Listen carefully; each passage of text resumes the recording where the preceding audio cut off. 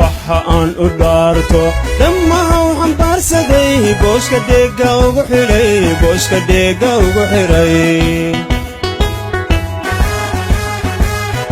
waxa aan u dhaarto dhammaha waxaan baarsaday booska dheega ugu xiray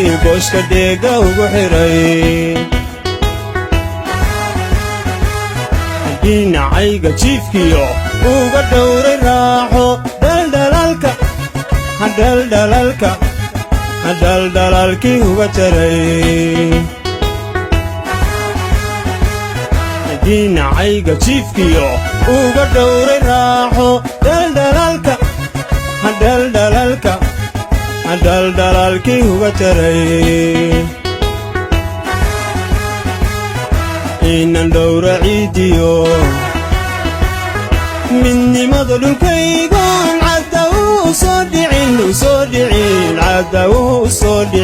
soo dhicin inan dhowra ciidiyo midnimada dhulkaygoon cadda u soo dhicin daagal qabad ku duuliyo ruwaayada shisheeyaha taabarkow ma dhigane Puntland way iska dhiicisaa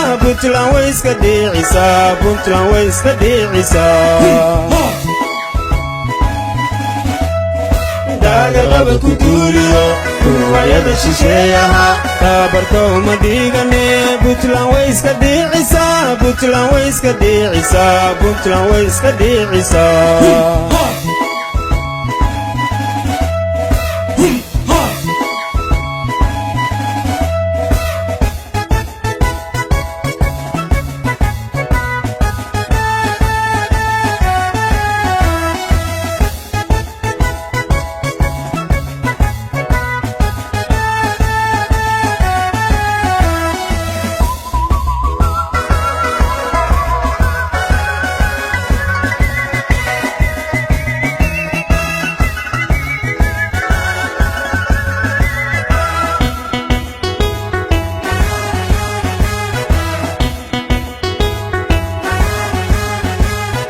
waxa aan u dhiiraday dhammacdiyo dagaalada dhibta ugu adkaysta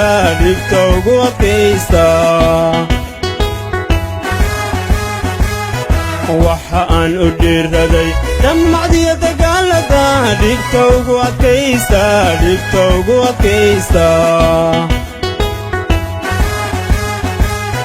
kuwa dheeligan jecel mar kastaba dhafoorkiyo dhaadadka uga toogtaa kuwa dheeligan jecel mar kastaba dhafoorkiyo dhaadadka uga toogtaa inan dheeha qarannimo daxashu u dhowaano nabaduna haydhalaasha nabaduna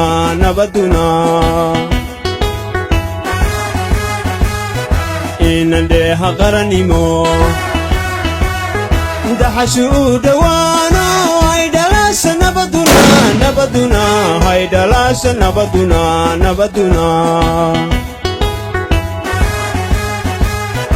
daagal qabad ku duuliyo ruwaayada shisheeyaha taabarkow ma dhigane Puntland way iska dhiicisaa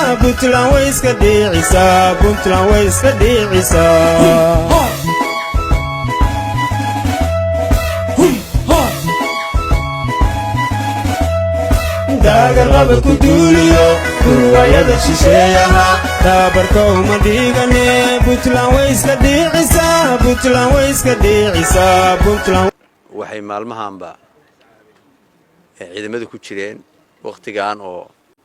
saacadda ay tahay 6 saac oo habeenimo oo wali ay ku jiraan ciidamada howlgalkii iyo shaqadii waxa lagu jiray maalmaha kanba inay ciidamada jooga gobolka bari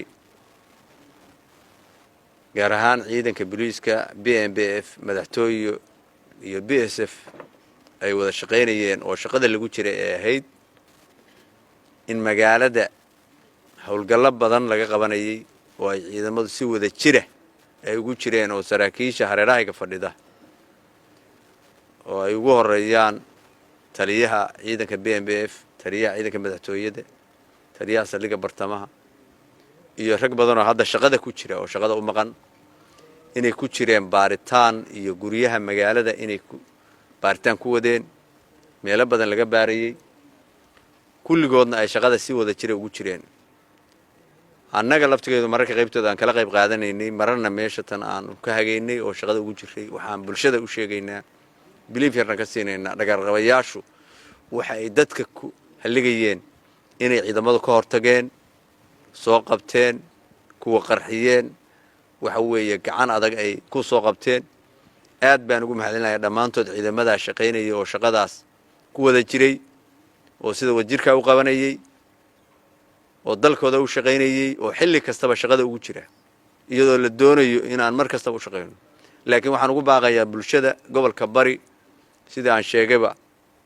maalmihii dhaweyto waxa la rabaa ciidamada ammaanka in la shaqeeyo oo si dhow loola shaqeeyo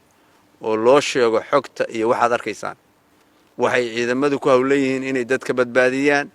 dadka u shaqeeyaan u adeegaan wixii loo igmaday weey habeen iyo maalin u taagan yihiin waxaan rabnaa dhammaan inay bulshadu ku baraarugto waxa ciidamadu ka shaqeynayaan inay yihiin inay dadku badbaadaan oo dalka la badbaadiyo oo dhagarqabaha doonaya inuu ummadda dhibo gacanta ku soo dhigaan waxaan ugu mahadcelinayaa xilli kasta iyadoo ay maalin iyo habeenba u taagnaayeen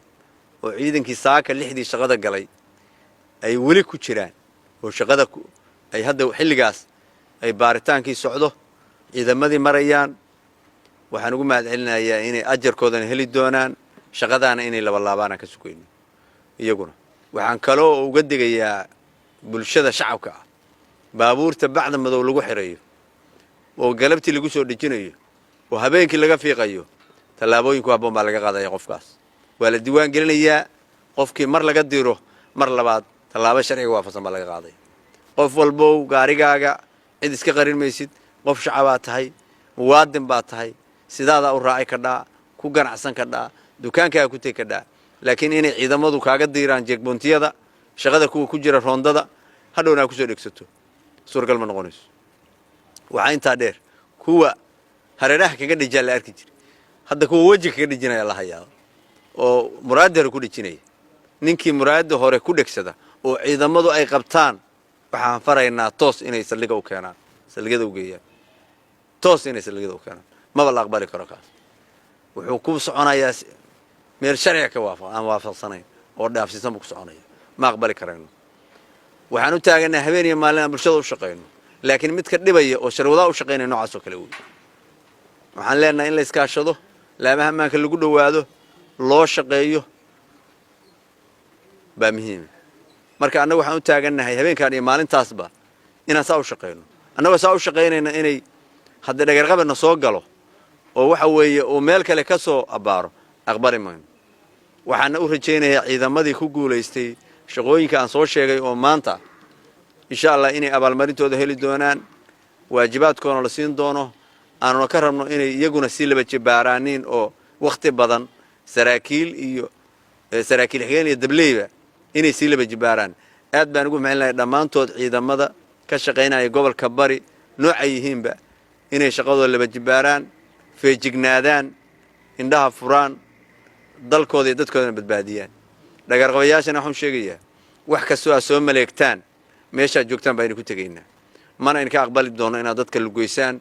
oo aad dhagar u dhigtaan idinka aqbali mayno waana idinku soo qaban doonaa haddii alle aad iyo aad u mahadsantihiin dhagarqabe bartilmaameed qof kasta oo mas-uula bartilmaameed u ah qof uu qofka jecel yahay ma jiro hadduu isin yahay hadduu sarkaal yahay hadduu guddoomiye yahay iyo hadduu ciidan yahay wuxuu og yahay qofka ummadda u shaqaynaya inuu dhibo marka taasna waxaan kuu sheegayaa inay meesha rabaan u socdaan laakiin ma gaarayaan ciidamada jeegboonti walba taagan iyagoo aan soo gaarin meelay u socdeen mas-uuliyiintii waa lagu qabto